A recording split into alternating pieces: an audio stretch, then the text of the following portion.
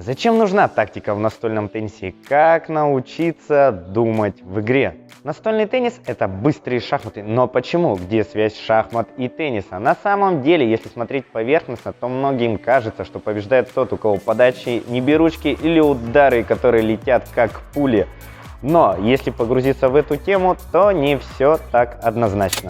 Если ты впервые на моем канале, меня зовут Иван Толмачев. Я профессиональный тренер по настольному теннису. На этом канале я делюсь секретами и фишками, которые улучшат твою игру. Поэтому ставь лайк, ставь колокольчик и подписывайся на мой канал. Умение тактически мыслить дает огромное преимущество в игре, а умение выполнить правильно элемент позволяет реализовать эту мысль в игре на счет. Поэтому, если техника хромает, то вы не сможете делать определенные ходы в игре. Но это также распространяется и на вашего соперника, так что всегда держите это в голове. Это видео вводное в тему тактика, и мы с вами будем разбираться, как думать, анализировать и получать максимальную пользу от встреч. Есть поговорка: за одного битого двух небитых дает, и это так. Поражение в игре дает вдвое больше информации, чем победа. Но один спишет проигрыш на случайность, а второй разберется, что было не так, и станет сильнее. Тактика применяется в подаче, в приеме подачи, в закрытой игре, в открытой игре и в игре на счет. Рассмотрим каждый раздел по отдельности и разберемся, в чем их замысел.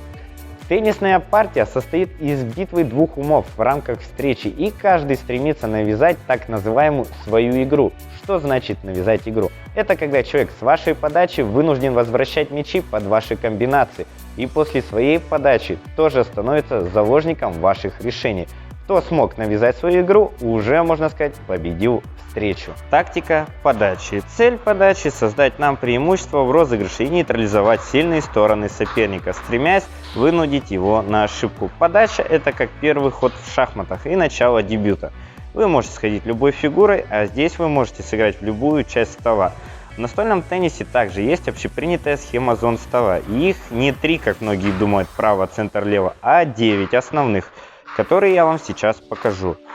Левая ближняя, средняя ближняя, правая ближняя, левая средняя, средняя средняя, правая средняя, левая дальняя, средняя дальняя, правая дальняя. Также их можно пронумеровать от 1 до 9 и использовать для отработки подачи в конкретную зону. Знание этих зон дает вам безграничную возможность для использования подачи. Как правило, игрок в какой-то из зон плохо принимает подачу, и ваша задача это определить, чтобы у него не было времени думать, как вас обыграть. А каждое очко он мучился в мыслях, как принять ему вашу подачу. Тактика приема подачи. Итак, ходят черные. Теперь игрок номер 2 выполняет прием. Если игрок знаком с подачей или смог к ней адаптироваться, у него появилось время думать.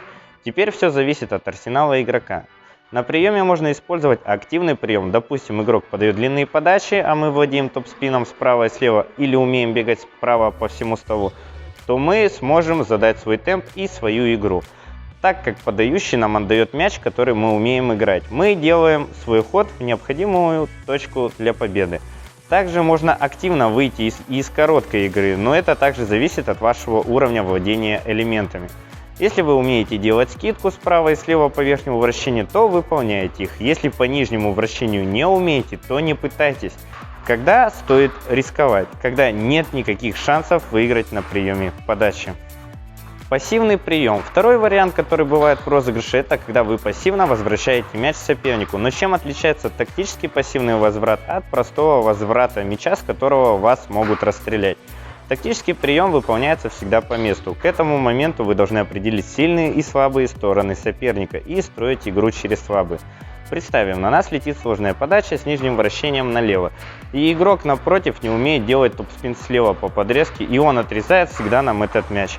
А мы умеем делать хороший топ-спин справа по подрезке. И вот у нас уже первая связка есть на приеме.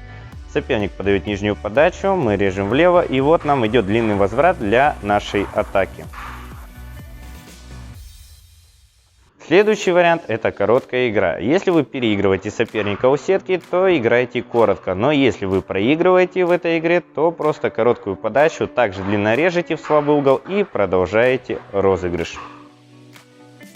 Закрытая игра, она же промежуточная, это часть розыгрыша, где игроки играют срезками по всему столу или коротко у сетки, выжидая удобный мяч. В этой игре каждый игрок давит срезками в слабую сторону, и это превращается в кач. Если вы обыгрываете соперника в закрытой игре и проигрываете в открытой, то во имя победы держите соперника в этой трясине. Открытая игра – это вход в игру с верхних подач, который превращается в перестрелку. Есть такое выражение «катать мяч». Это когда игрок без усиления играет накатами, блоками или топ-спинами, растаскивая соперника по всему столу, пока не придет удобный мяч для завершения атаки. Также это выход спином или ударом из закрытой игры. Если игрок отразил наш первый ход по подрезке, начинается открытый розыгрыш, где основная задача выбить из равновесия игрока, либо произвести острую атаку, направленную на победу. Это базовые мысли в розыгрышах и в каком направлении необходимо думать. Мы будем углубляться в эту тему, изучая базовые ходы или, как говорится в шахматах, постигать основы дебюта. В теннисе также есть тактические закономерности, которые можно использовать. Игроков с головой очень мало в настольном теннисе, но вы можете стать одним из них.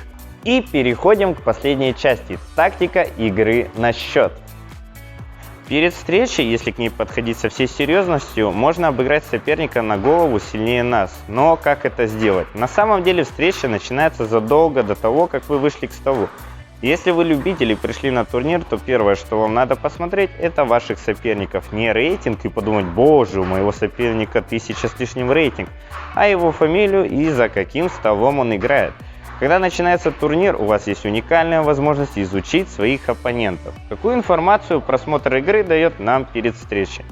Первое. Какие подачи использует игрок?